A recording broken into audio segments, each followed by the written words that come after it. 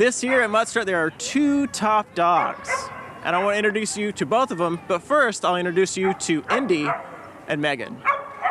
Indy is a dog like many others here at Mutt Strut, but he has an important role when he was crowned top dog. Megan, his owner, and her organization IPAW raised a lot of funds for IndyHumane. IndyPaw stands for Indy Professionals Advocating Animal Welfare.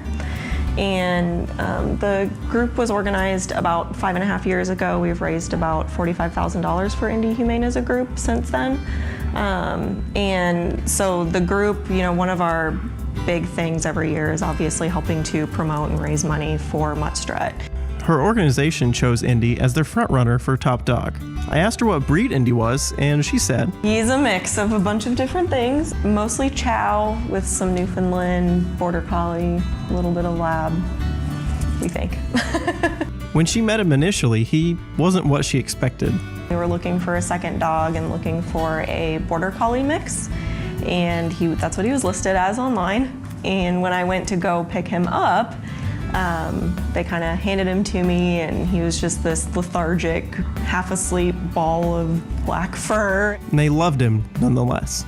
He's so happy all the time, and he just has a very funny personality for a dog, just with how lazy he is. And he just makes my husband and myself just so happy. It's great to be top dog, but the main piece behind it is really just raising money for IndyHumane and the organization. And it's fun to compete, but in the grand scheme of things, it's just great knowing all of the money that is able to be raised for the organization. If animal welfare is something that is important to them, IndyHumane really is a great organization. If you want to give them a round of applause for their awesome work last year. I want to introduce you to the other top dog here at Mutt Strut this year, Julie and Toto. We previously did a story with them, and we want to show it to you here. Meet Julie Osborne, nicknamed Oz, a writer whose stories of inspiration led to a coincidental miracle. I have a blog called Tales of Oz that I started a couple years ago. And it was a year ago, just recently, November 26th, that my daughter and I were on the way to get our Christmas tree.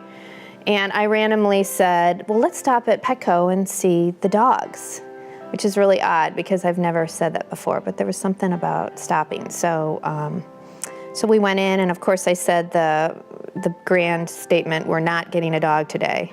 What is it about this adorable dog? I just couldn't get over it. And so I held him. Carolyn and I were just like, this dog, there's something about it. And of course there was no plan to get a dog. We were gonna get a Christmas tree.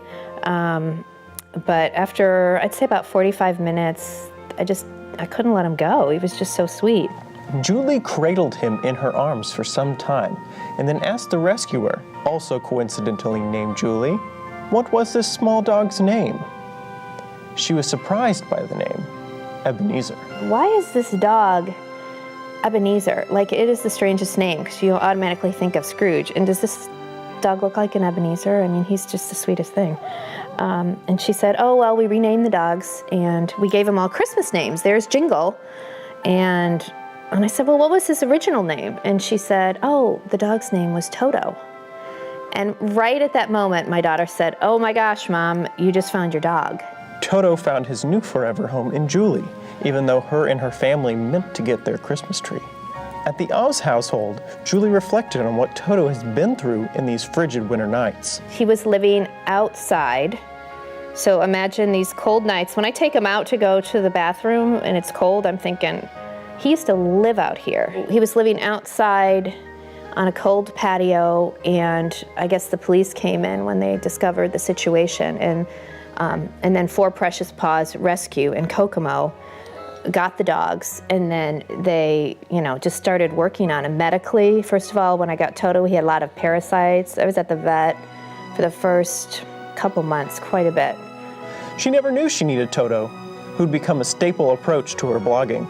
But now that I have him, I don't know what I'd do without him.